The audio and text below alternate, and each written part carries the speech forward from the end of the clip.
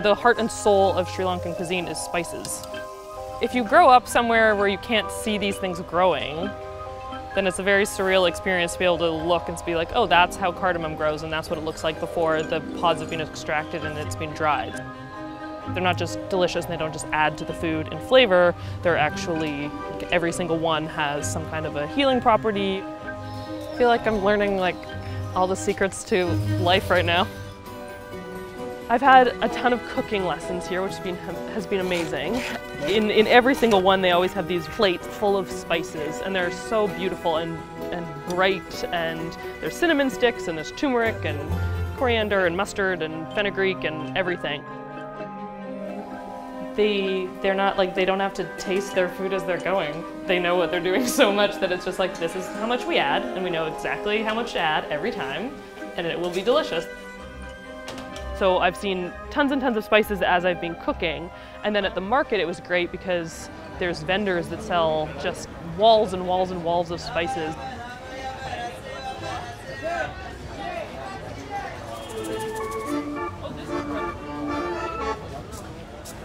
The market in Kandy, I think that's one of my favorite things because it's just an excellent example of everyday life.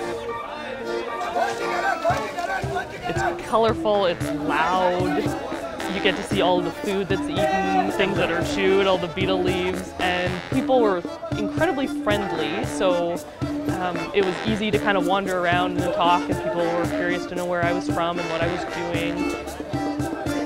There was so much happening, and I found that people are just curiously respectful of me.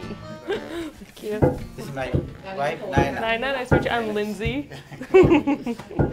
Basically, this big family took us in and taught us how to make 5 different kinds of traditional Kandian sweets. All of them involved rice flour, and everything was done from scratch, pretty much. They pound the rice to make the flour.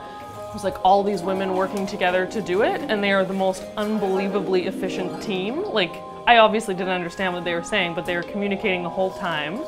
And it was you could always tell that there was a leader on each project, and she knew exactly what was going on.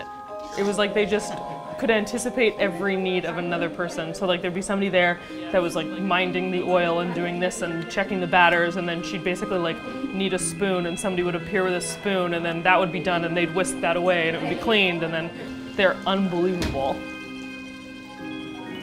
There's a lot to be learned from these ladies. So they were able to produce all of this with me stirring a few things every once in a while. Cheers! Cheers!